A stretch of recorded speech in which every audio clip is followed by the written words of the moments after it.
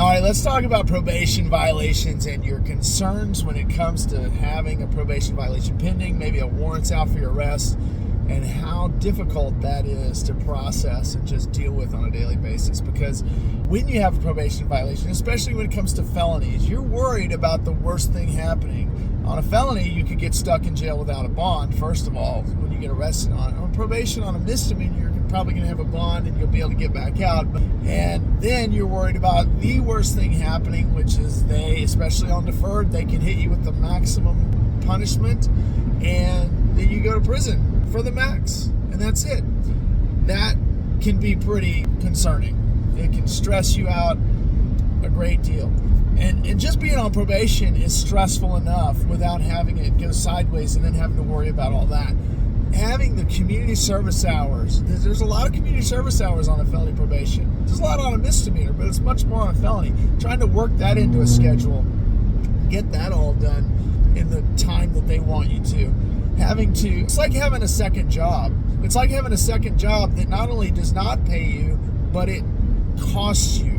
Probation's expensive. You got to pay probation fees. You got to pay court costs and fines. Sometimes you have restitution. Sometimes you have to pay for drug testing, drug patches. Sometimes you have an ankle monitor you got to pay, or an interlock device on your car.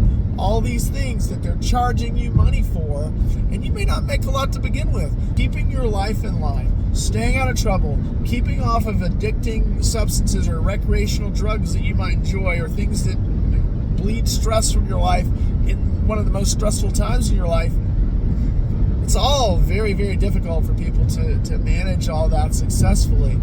I had a client one time tell me, I went through 10 years of probation and got it done. If that doesn't say something about my character, nothing does. And I thought at the time I was a very new attorney, and I thought, well, that's a strange way to tout your achievements. But she had a very strong point, because it's hard to get through probation. It takes a lot. It takes a lot of time, attention, effort, money, all that.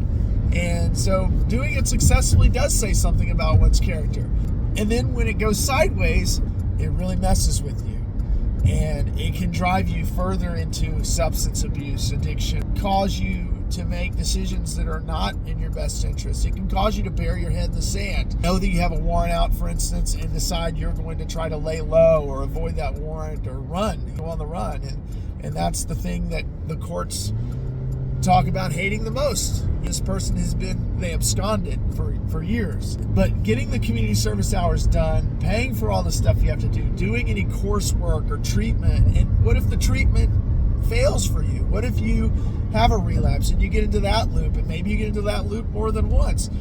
When does the court lose patience with you? And relapse is a part of recovery. I had a client tell me once, I wish they had never told me that, because it almost gives you an excuse to relapse. But the fact of the matter is, relapse is just kind of a natural part of recovery. To expect someone to recover immediately the first time after treatment without problems, it just really isn't a realistic thing. And the courts know that, and to some extent they have to build in that truth to their systems and their processes to allow people to have that natural part of recovery. But it's very hard to do that. It's when you give a person a chance versus not giving them another chance? When do they use up all their chances? When is relapse no longer a part of recovery? Good question. But all the concerns that you have about what's going to happen with your case, you need someone. I like to compare it to walking through a minefield without stepping on a mine. Navigating a probation, and especially a probation violation, is like that.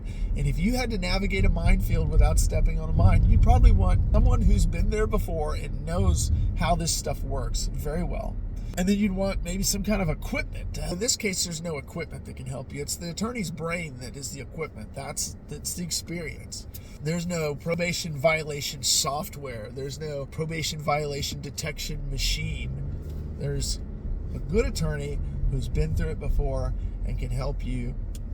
And you need someone who doesn't just look at you as a file that they want to open because you've paid them and then close as quickly as possible. You certainly don't want someone who goes in and says, "What are y'all offering? What do y'all need? We're going to do that."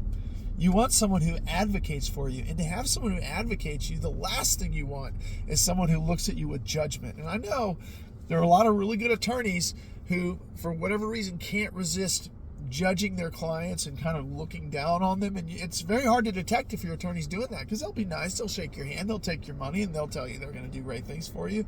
But then they'll go out and they'll talk bad behind your back to their colleagues or to their secretary or even to the prosecutor and the judge sometimes. I've seen that happen. It's terrible. You need someone who appreciates the things about you, about your life. Will Rogers, a famous storyteller and comedian from the 50s and 60s, he once said, "I never met a man I didn't like." And that's the approach you need from your attorney. You need someone who appreciates the things about you that bring good into the world, that bring good into your life. And maybe there's not a lot, but there's got to be something. Someone's got to be able to look at you and say, look, here's what we need to focus on. Here's how we help you. When people's probations go sideways, there's always some sort of reason it happens. Very few cases I've seen where people just didn't give a shit about their probation and it went sideways because they just didn't care. Because I usually don't get hired by those people. Those people end up in jail and relying on the court-appointed attorney.